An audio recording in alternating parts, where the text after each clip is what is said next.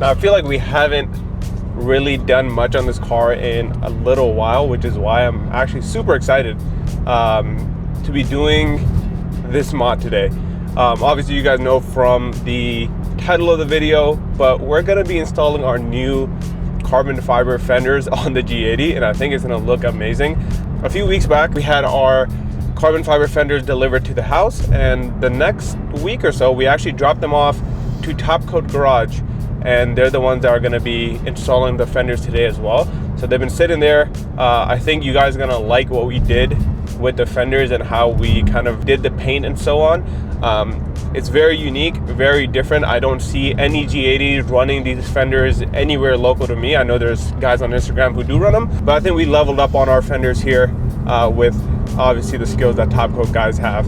But once we get there, I'll go ahead and pick up the camera again and show you guys what we're working with. So today's finally the day. We're gonna be taking our new G80 carbon fenders over to the body shop so that they can get them painted. But we're not gonna be taking the G80 today. We're actually gonna be leaving this home. We're just gonna take the gas cap so that they can paint match, get some samples of the color against the fender, make sure everything matches up properly, and then we'll take this car back down once it's time to get these installed.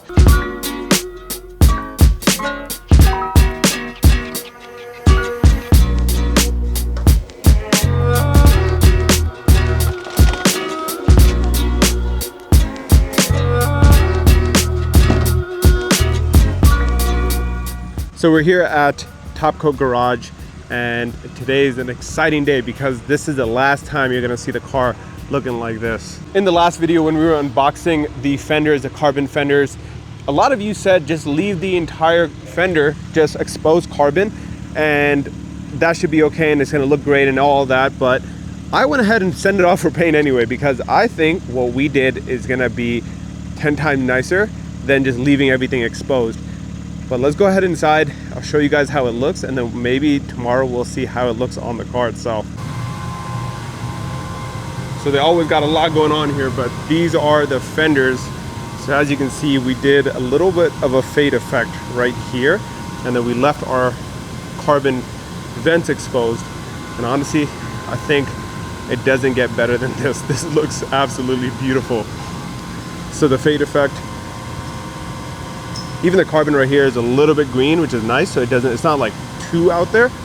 Only downside is that our carbon did have a little bit of waviness right here. That they did their best to fix it without, you know, making it too apparent. But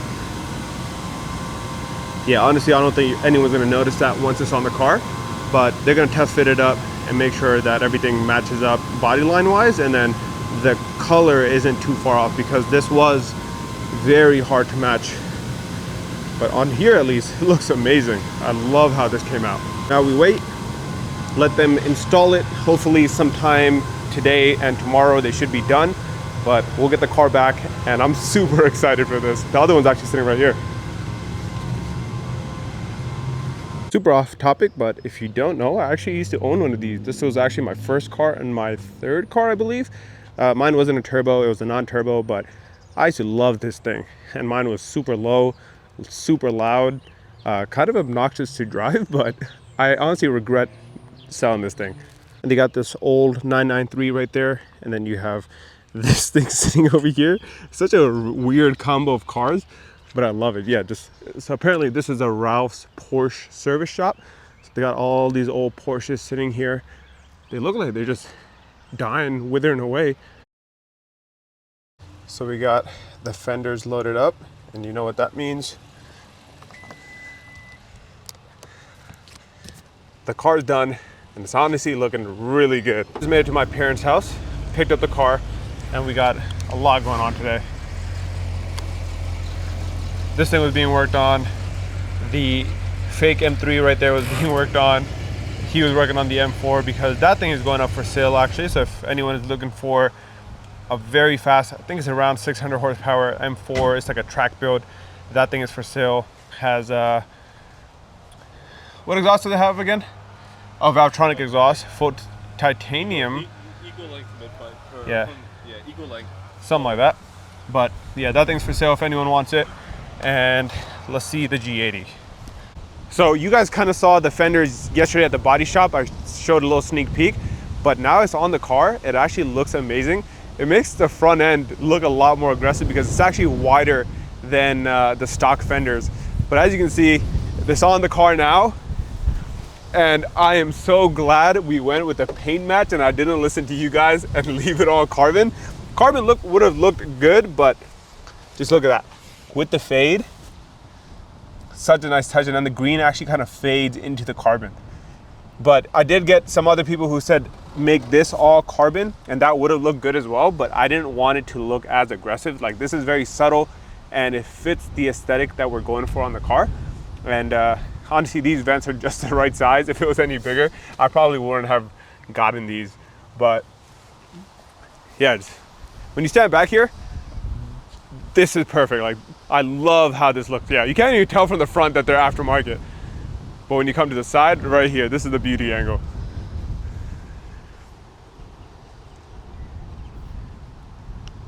That's a movie shot. But this is a stock fender G80, obviously. And like, notice on the new one that this actually kind of like bubbles out a little bit more, especially like right here, you can kind of notice it.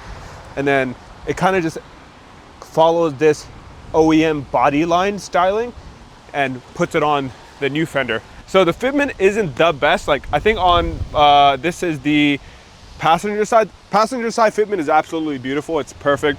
There was no issues with the carbon. There was no issues with body gapping, nothing.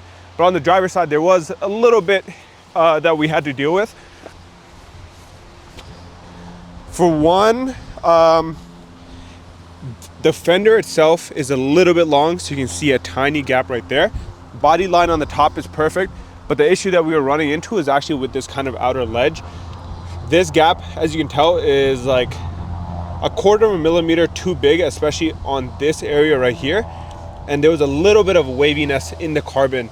So I did reach out to the manufacturer hoping that we can get a replacement piece. We'll have to paint it again, we'll see. But we did a little bit of body work just to make it flat at least.